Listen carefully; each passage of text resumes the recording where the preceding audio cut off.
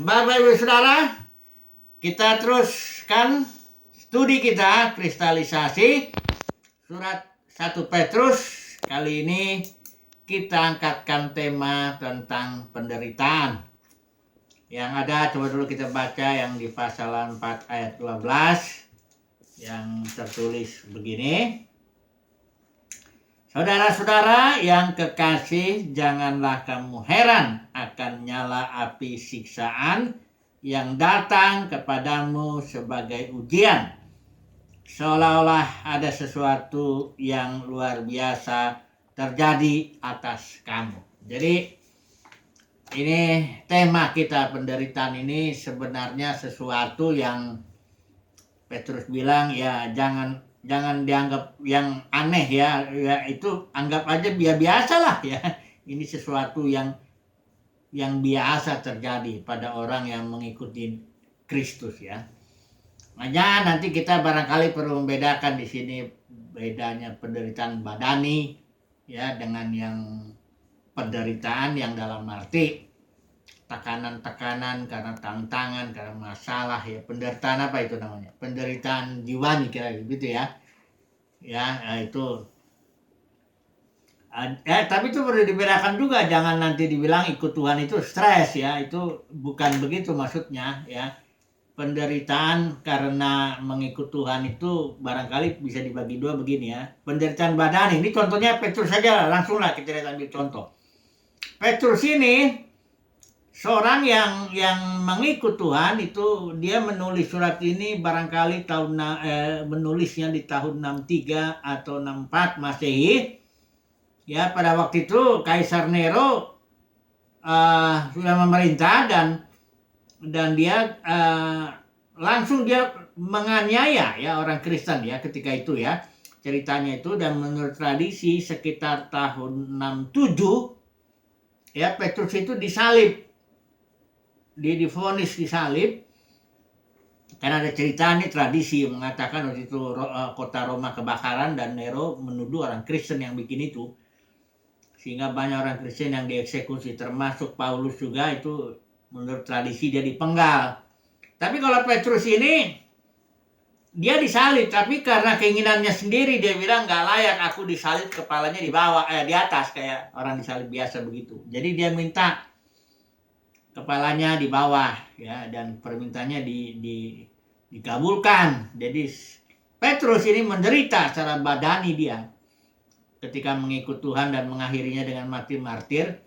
Tapi ini bukan berarti setiap orang Kristen harus mati martir seperti itu. Itu kasih karunia sekali tuh, luar biasa lah yang mati martir untuk Tuhan, penderitaan badani. Tapi setiap orang Kristen menanggung penderitaan yang sama seperti yang di pasal 5 ini, ayat yang 9 yang terkait dengan adanya iblis ini ya. Dia bilang iblis itu jalan keliling seperti singa. Ayat 9 bilang, lawanlah dia dengan iman yang teguh, sebab kamu tahu bahwa semua saudaramu di seluruh dunia menanggung penderitaan yang sama. Yang dimaksud di sini tentu penderitaannya tidak harus penderitaan badani ya. Penderitaan karena tekanan-tekanan, tantangan, konflik, masalah, barangkali dikucilkan dan sebagainya ya, penderitaan seperti itu. Itu kata Petrus, anggaplah sebagai sesuatu yang biasa lah ya. Malah kalau kita ngikut Tuhan gak menderita, itu pertanyaan juga ya. Karena kita ini sedang mengikuti seorang yang menderita juga ya. Maksudnya bukan kita cari-cari penderitaan, bukan begitu. Ikutin aja pimpinan Roh Kudus. Dia pasti kita akan mengalami konflik, tantangan ya. Karena dunia ini ya secara umum ya, maupun dunia keagamaan juga sudah tidak mengikuti pimpinan Roh ya. Yesus itu menderita bukan oleh dunia secara umum atau pelacur, pemuncukai, bukan. Dia menderita dan divonis mati oleh dunia keagamaan. Itu orang-orang Farisi, ahli Taurat yang diwakili itu loh. Sanhedrin itu mahkamah agama itu yang anggotanya dipimpin imam besar waktu itu Kayafas, dan anggotanya ada 70. Ini yang vonis ya, yang memvonis Yesus menderita karena ini ya. Di Yohanes di percakapan malam terakhir dia bilang kan, dunia ini menolak dia dan membenci dia tanpa alasan ya. Dan dia divonis bahkan mati. Jadi siapa yang mau mengikuti pimpinan roh pasti ya dia menderita oleh dunia secara umum ya, yang mengikuti arus itu, maupun dunia kekristenan yang sudah jatuh, sama aja itu ya. Alkitab bilang barang siapa yang mengasihi dunia itu dunianya dunia keagamaan itu ya. Oke lah, dulu kita lihat dulu ya, ada tentang penderitaan ini. Kita mau bahas 3 poin aja dulu ya. Penderitaan yang di pasal 1 ayat 6 yang dibilang berbagai-bagai pencobaan itu. Kedua, kita akan bahas tentang berbuat baik tapi harus menderita ya. Artinya menderita karena berbuat baik atau mengikuti pimpinan roh. Di pasal 2 itu ada 19-20, ada pasal 3 juga sedikit. Dan yang ini yang terakhir nih yang kita baru baca tadi itu, nyala api siksaan sebagai ujian ya, yang terkait dengan nantinya kita mendapatkan kemuliaan ya. Coba dulu kita melihat dulu sebelum masuk ini, coba dulu kita melihat kesaksian lah ya, katakan kesaksian ya dari hamba Tuhan. 2 hamba Tuhan ini saya mengutipnya dari pertama Richard Wurmbrand, seorang pendeta nih ya, tadinya di Rumania. Dia biasa aja pelayanannya. Karena kita barangkali nggak tahu kalau tidak ada penderitaan yang menimpa dia, tapi penderitaannya ngeri. Rumania waktu itu dikuasai komunis ya, Eropa Timur itu. Dan Richard Wurmbrand ini dimasukkan ke dalam penjara selama 14 tahun. Itu penjara komunis, di mana-mana pasti disiksa itu orang itu. Nggak mungkin nggak disiksa ya. Jadi 14 tahun itu Richard Wurmbrand menderita, dan akhirnya dia dibawa ke Amerika. Setelah dikeluarkan ya, dia bikin pelayanan The Voice of Martyr itu. Jadi di sana dia membuka, dia kesaksian di depan parlemen Amerika, dia buka itu, dari tulang-tulangnya itu ada yang patah, belasan tulang-tulangnya patah, dan menurut dokter dia mestinya udah mati beberapa tahun yang lalu. Tapi dia masih hidup, dan sampai usia 92 tahun dia hidup dan melakukan pelayanan. Dia sangat mendunia sekali pelayanannya itu karena penderitaannya itu, penderitaan badani ya, kasusnya dia itu. Penderitaan badani yang membuat dia sangat menjadi dalam sekali ya. Rupanya memang penderitaan itu, nanti kita lihat juga ya bagian ini, memperdalam baik pengenalan akan Tuhan maupun ministry kita, maupun ya dampaknya lah, katakan begitu. Yang kedua nih hamba Tuhan ini juga namanya Watchmeni. Nah, ini sering saya kutip ini. Ini juga menderitanya di penjara komunis juga ya. Tahun 54 kalau tidak salah, itu 1954. Komunis berkuasa di China itu Watchmeni ditangkap hampir 20 tahun ya di penjara, matinya di penjara ya. Dan melalui dia, salah satu dia mengutip begini kalimatnya ya, kenapa banyak orang Kristen katanya pelayanannya nggak terlalu mendalam, nggak memberi dampak, kira-kira begitu ya. Jawabannya Watchmeni begini, their suffering not abundant, artinya penderitaan mereka tuh nggak berlimpah. Jadi kurang menderita, kira-kira begitulah ya, kurang menderita, jadi pelayanannya ya nggak terlalu berdampak, kira-kira begitu. Dan ini cocok ya kalau kita lihat Richard Wurmbrand, dia pelayanannya mendunia dan jadi berkat bagi banyak orang, itu gara-gara dia menderita 14 tahun dalam penjara komunis. Tapi sekali lagi ya, jangan cari penderitaan. Lagi juga nggak ada lah kita yang terlalu bego begitu dan mencari-cari penderitaan ya. Penderitaan nggak usah dicari ya. Tapi kalau kita mengikuti pimpinan roh dan pasti menderita, jangan dielakkan penderitaan itu. Jangan disesali atau kita jadi cari aman atau apa begitu ya. Karena naluri manusia, naluri makhluk hidup lah saya bilangnya. Naluri makhluk hidup itu ya memang dia pasti mengelak kesusahan, mengelak konflik, mengelak penderitaan. Naluri ya. Tapi kan kita ini kan bukan kalau hewan tuh nalurinya dia akan bertindak berdasarkan naluri. Kalau hewan Misalnya dia nalurinya lapar, iya dia akan bertindak, dia nggak mikir-mikir lagi ini makanan punya siapa, atau nggak ada itu. Hewan itu nggak punya kepribadian kayak manusia. Kalau manusia bisa, dia bisa memilih, dia punya pikiran, perasaan, kemauan, punya jiwa yang bisa mengambil keputusan walaupun dia harus mengalami konflik, penderitaan, walaupun naluri manusia itu mengelak penderitaan, mau cari aman, itu semua naluri manusia itu ya. Sama sebenarnya dengan naluri hewan itu sama naluri manusia. Tapi bedanya manusia dengan hewan itu manusia bisa memilih ya untuk tidak mengikuti nalurinya ya.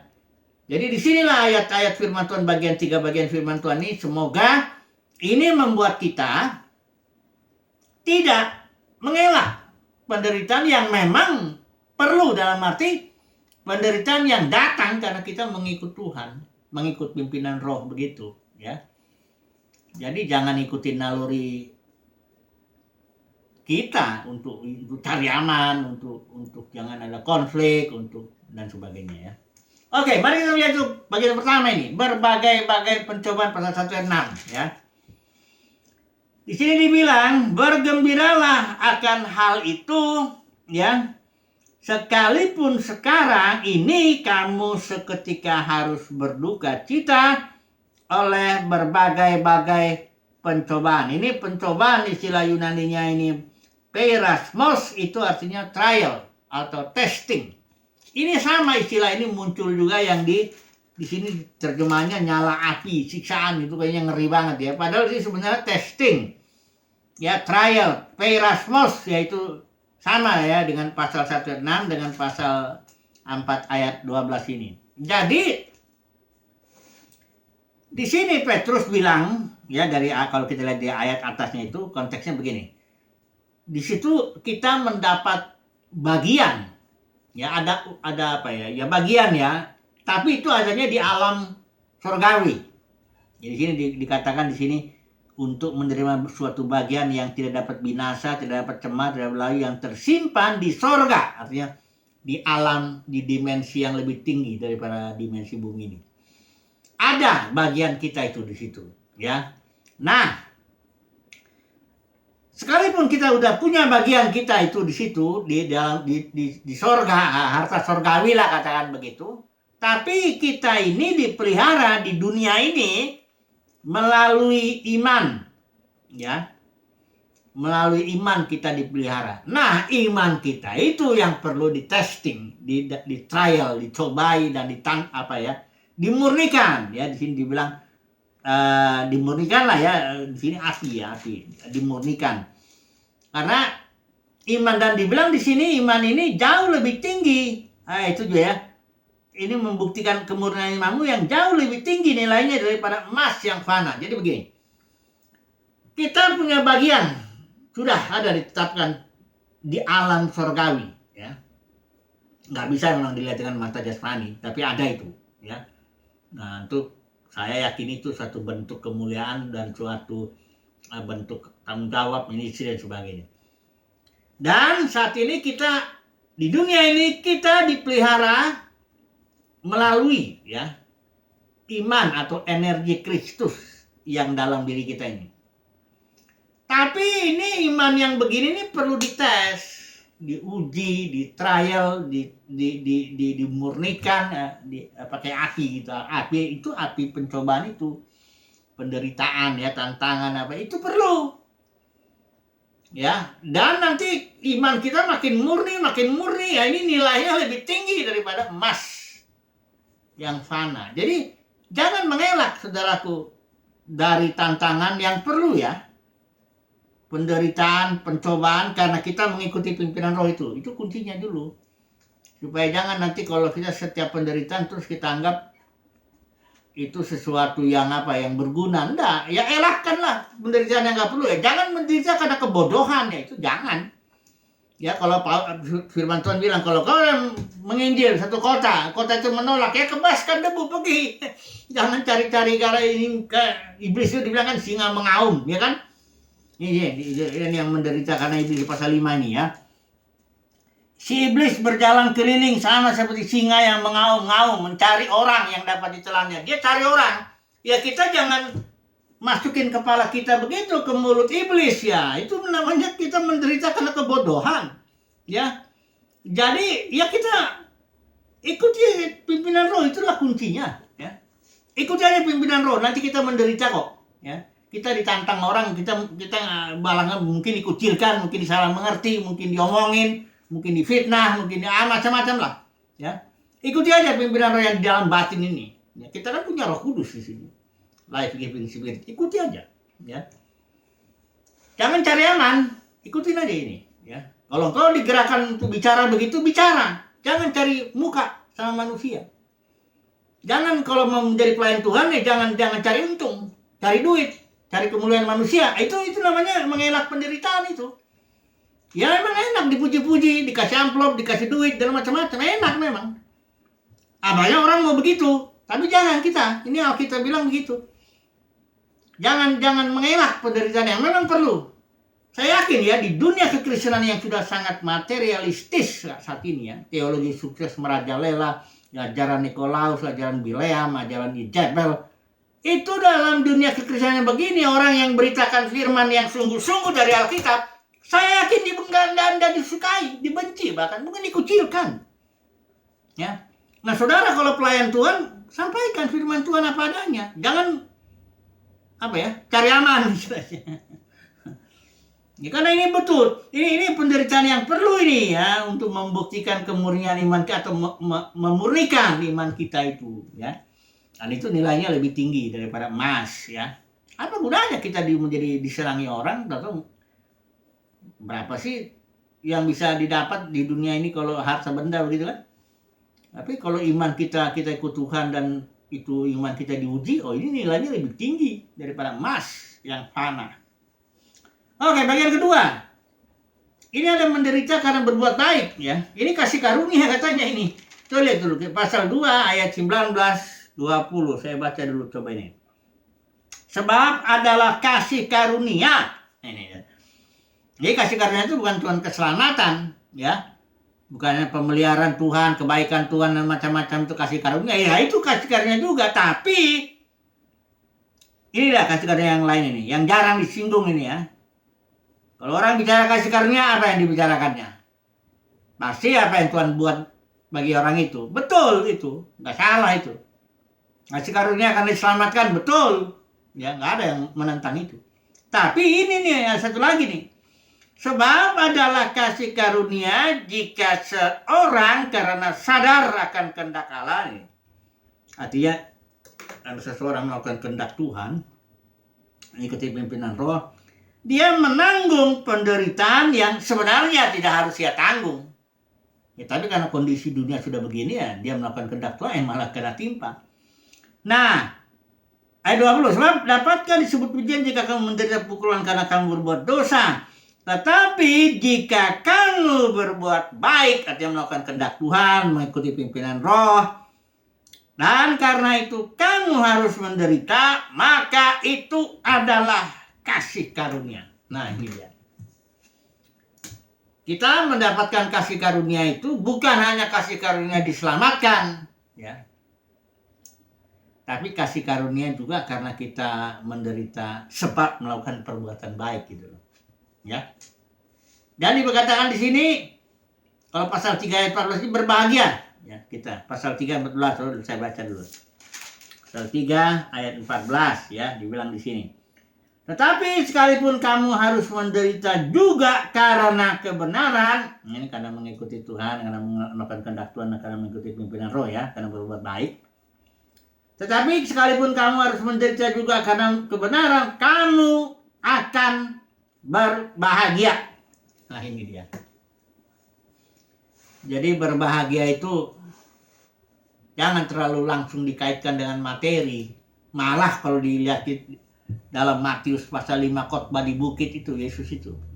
Berbahagialah, berjajar itu. Tidak ada satupun yang terkait dengan perkara-perkara materi atau jasmani. Terus lihat.